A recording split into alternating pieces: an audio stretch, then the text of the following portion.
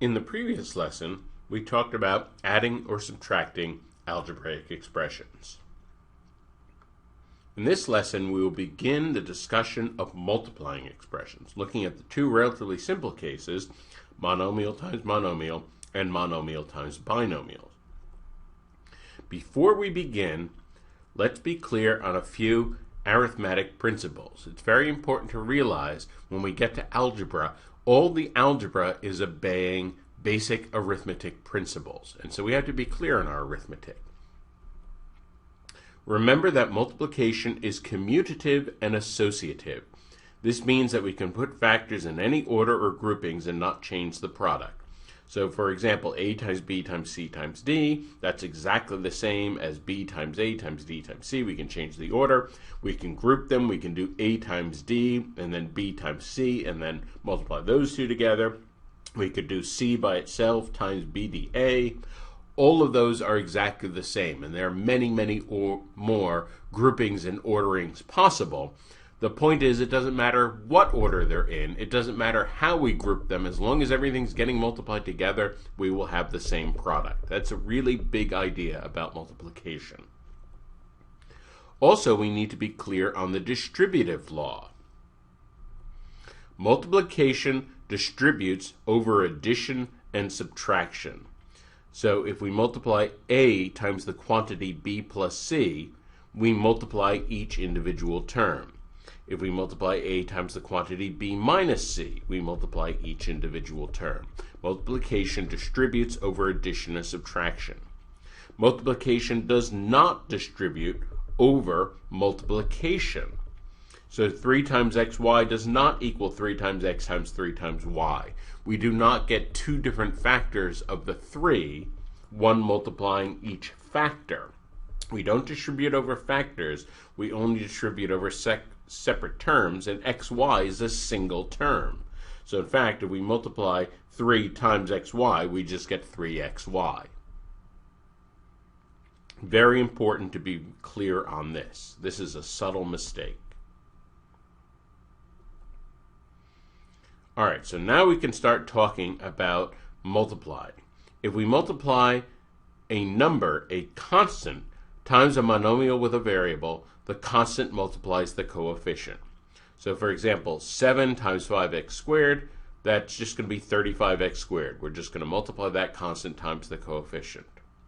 2 times r to the 4th, s squared t cubed, well, the coefficient is 1, so it would just be 2 times 1. It would just be 2 times that same combination of variables. What if we divide a monomial by a number? Remember that dividing by a number is the same as multiplying by its reciprocal. That's something we discussed in the fraction videos. So we have 15 x to the 6 y to the 12th divided by 3. What happens is just that coefficient is going to get divided. Now we can think of this as being multiplied by 1/3 if we like. Just that coefficient is going to be divided. The variables are going to be unchanged, and we're going to get 5 x to the 6 y to the 12th. Now we will discuss multiplying two monomials, each of which contains variables. Remember that x times x is x squared. Something squared means something times itself. And x squared times x is x cubed. For higher powers of x, recall the rule for multiplying powers. So when we multiply two powers, x to the a times x to the b, we simply add the powers. That's x to the a plus b. So why this is true and what's going on with all these laws of exponents, there are many other laws of exponents, and we'll cover those in depth when we get to the powers and roots module. This is the only law of exponents that I'll mention here, and this is probably familiar. When we multiply powers, we add the exponents. For example, suppose we multiply 3x times 4x squared. Well, first of all, we're going to multiply the coefficients. 3 times 4 is 12, and x times x squared is x cubed. So this product is going to be 12x cubed. Now if we have this one, first of all, we'll multiply the coefficients. 7 times 6 is 42. The x squared times x will be x cubed. Now the y squared times y cubed, we have 2 factors of y times 3 factors of y. That will give us 5 factors of y. We'll add those coefficients, we'll add the exponents of y, the 2 and the 3, and we'll get y to the 5th. And so the total product will be 42 x cubed y to the 5th. And the powers of the different variables stay separate. It's very important not to start mixing up the exponents of x with the exponents of y. You can get very confused if you don't keep the variables separate. Here's some practice problem. Pause the video and then we'll talk about these. So these are the correct products here.